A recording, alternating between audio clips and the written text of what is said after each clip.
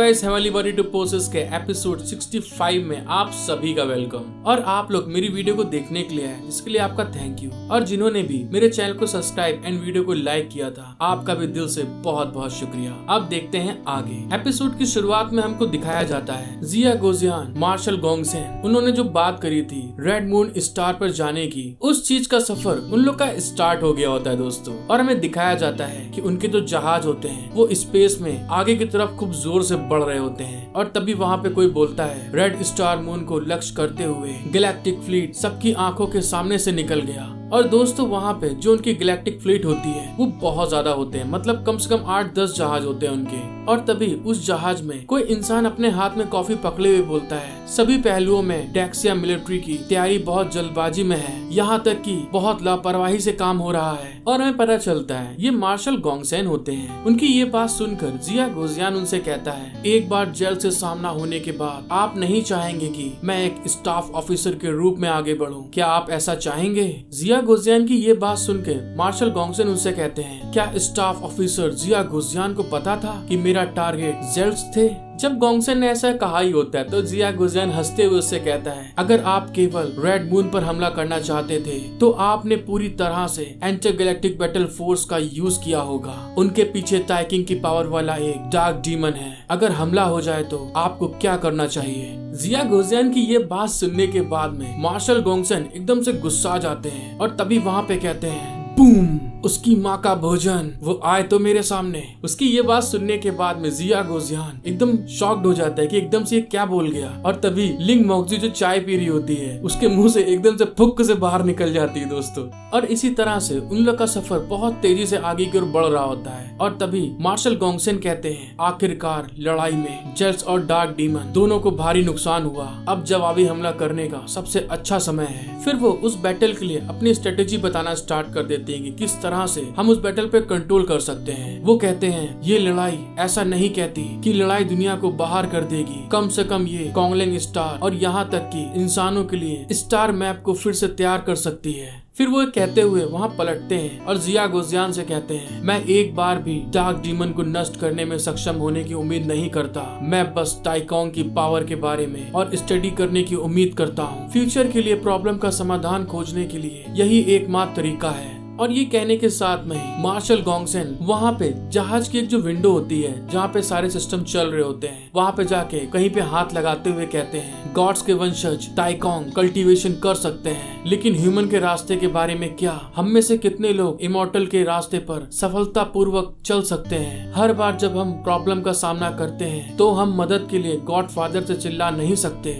Martial गोंगसेन की ये बात सुनने के बाद में जिया गोजियान बहुत ज्यादा अंदर से खुश हो जाता है और तभी स्माइल करते हुए अपने मन में सोचता है, ये मैं ही हूँ जिसने उसे कम आंका, उनके जैसे लोगों की वजह से ही इंसान आगे बढ़ता रहेगा। जब जिया गोजियान स्माइल करता हुआ ये सोच ही रहा था, तभी एकदम से मार्शल गोंगसेन उसकी तरफ पलटते हुए उनसे कहते हैं, स्टाफ ऑफिसर जिया और मिस लिंग पहले रेड मून माइनिंग प्लेनेट पर जा सकते हैं और मैं जेल से निपटूंगा। उसकी ये बात सुनकर जिया गोजियान शॉक्ड हो जाता है, उसके पसीने आ जाते हैं। फिर गोंगसेन कहता है, हालांकि मैंने स्टाफ ऑफिसर जिया से लड़ने की कभी उम्मीद नहीं की थी, लेकिन अगर डार्क डीमन जवाबी हमला करता है तो आप चुपचाप बैठकर उसे नजरअंदाज नहीं करेंगे, मैंने सही सोचा ना? और ये कहने के साथ में दोस्त हमारा सीन शिफ्ट हो जाता है और हमें दिखाते हैं जिया गोजियान ने वहाँ पे अपना एक स्पेस पोर्टल ओपन कर दिया होता है, जिसमें कि लिंग मोक्जी अपना सूट पहन के वहाँ की तरफ निकल रहे होते हैं। तभी जिया गोजियान उस पोर्टल की तरफ जाते हुए अपने मन में सोचता है, अंत में उसे ही तुरुप का इक्का माना गया, वह सच में बहुत ज्यादा चतुर थी। फिर जिया गोजियान जाते हुए मार्शल गोंगसेन से कहता है, मेरे रेड मून प्लेनेट पर जाने का एक कारण डार्क डीमन से निपटना था, अगर वो बाहर आया तो मैं चुपचाप खड़ा नहीं रहूंगा, मैं तुम्हारे आगे खड़ा हूँगा। उसकी ये बात सुनकर लिंग मोक्जी थोड़ा शॉक्ड हो जाती है कि मतलब ये क्या कह रहा है। और ये कहने के साथ में वहाँ पे वो लाइट की स्पीड में अपने स्पेस पोर्टल को यूज करते हुए जहाज से बाहर निकल जाते हैं। जब वो लोग आगे बढ़ रहे होते हैं तभी लिंग मोक्जी जिया गोजियान से कहती है, मैं सच में समझ नहीं पा रही हूँ, अगर गोंगसेन गोंग के साथ आप कोऑपरेट क्यों करना चाहते हैं? मास्टर, आप दुनिया में इनविंसिबल हैं। लिंग मोक्जी की ये बात सुनकर जिया गोजियान उससे बोलता है, अगर मैं हमेशा खुद को इनविंसिबल मानता तो मेरी कब्र पर घास 3 फीट लंबी होती, इसके अपोजिट कोई गैलेक्सी होती है, मैं कभी नहीं जान पाता। जिया गोजियान की ये बात सुनने के बाद में लिंग मोक्जी उसके ऊपर गुस्साते हुए कहती है, इसके अलावा आपको कोऑपरेट करने वाले किसी व्यक्ति पर ध्यान क्यों देना पड़ता है। उसकी ये बात सुनकर जिया गोजियान उससे हंसते हुए कहता है, वैसे साफ शब्दों में कहा जाए तो मैं बहुत आलसी हूँ। फिर जिया गोजियान को दिखाते हैं। जिया गोजियान लिंग मोक्जू से हंसते हुए कहता है, क्योंकि ह्यूमन प्रोग्रेस आलसी होने की इच्छा से शुरू होती है। उसकी ये बात सुन के लिंग मोक्जू थोड़ा शॉक्ड हो जाती है और तभी कहती है, इससे ये सब सुनने से तो अच्छा होता तो मुझे गोली मार देते। तभी जिया गोजियान हंसते हुए उससे कहता है, अच्छा ठीक है, एग्जाम्पल के लिए अगर आप कल्टीवेशन करके फेसलेस रिल्म में जा सकते हैं तो स्टार्स में चलने के लिए इस मोटे से अंतरिक्ष के सूट की आवश्यकता नहीं होगी। और जिया गोजियान को दिखाते हैं। दोस्तों, जिया गोजियान ने अपनी पावर का यूज करने के साथ में लिंग मोक्जी को एकदम लल्लन टॉप बिल्कुल हीरोइन वाला एक सूट दे दिया होता है, जिसमें लिंग मोक्जी बहुत रापचिक दिख रही होती है। जब लिंग मोक्जी ये फील करती है तो एकदम से शॉक्ड हो जाती है कि एकदम से मेरे साथ क्या हो गया, वो भारी सा सूट कहाँ चला गया। फिर इसके बाद हमको दिखाया जाता है लिंग मोक्जी अपने उस ड्रेस को देखने के साथ में बहुत ज्यादा एक्साइटेड हो जाती है, क्योंकि उसको बहुत प्यारी लगती है वो ड्रेस। ये बहुत बढ़िया लग रहा है मास्टर, आपका बहुत बहुत थैंक यू। जिया गोजियान उसकी ये बात सुनकर उससे कहता है, ये सिर्फ अच्छा दिखने के लिए नहीं है। फिर जिया गोजियान को दिखाते हैं। ये कहने के साथ में जिया गोजियान अपने चारों तरफ अपनी स्पिरिचुअल पावर को इकट्ठा कर लेता है, एक्टिव कर लेता है और लिंग मोक्जू से कहता है, क्या आपको यहाँ पर गड़बड़ नजर नहीं आती।